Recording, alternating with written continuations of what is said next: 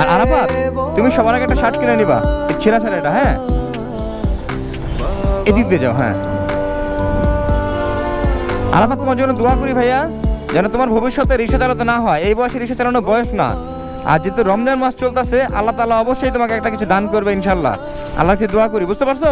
হ্যাঁ আরাফাত, তুমি কোনো টেনশন করবে না, আল্লাহ ভরসা।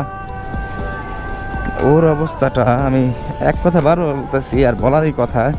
ছোট্ট একটা বাচ্চা, দেখেন ওর অবস্থাটা দেখেন, ও রিক্সা চালাচ্ছে এই রমজান মাসে, তাও আবার। মানে কি করে যে আমি বলবো, যে আল্লাহ কাছে আমি বারবার দোয়া করি, আল্লাহ ওর একটা ব্যবস্থা করে দেন আপনি, যেন ও রিক্সা চালাতে না হয়, ওর মার যেন বাসা বাড়িতে কাজ করতে না হয়। সবসময় আল্লাহ কাছে দোয়া করি। আর আপনাদের উদ্দেশ্যে বলি, আপনারা দোয়া করবেন। আর দেখে ওর জন্য কিছু করতে পারি নাকি আপনাদের সাহায্য নিয়ে ইনশাল্লাহ চেষ্টা করব।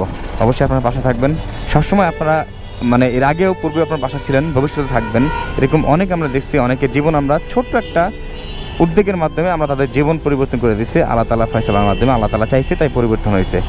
ইনশাল্লাহ ওর জীবনটা যেন পরিবর্তন হয়, আল্লাহর কাছে আমরা দোয়া করব।